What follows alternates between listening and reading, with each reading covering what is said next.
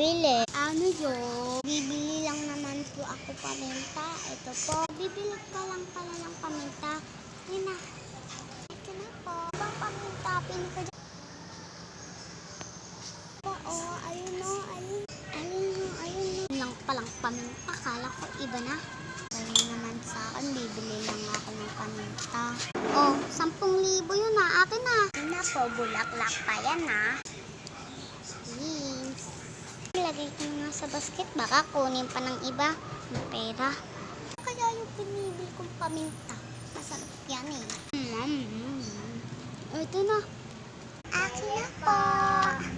Hala, ba't yung sabi ko? Bibili lang ang paminta. Anong nangyari sa'yo? Ba't di binigay sa'yo yung buong paminta? Kasi po,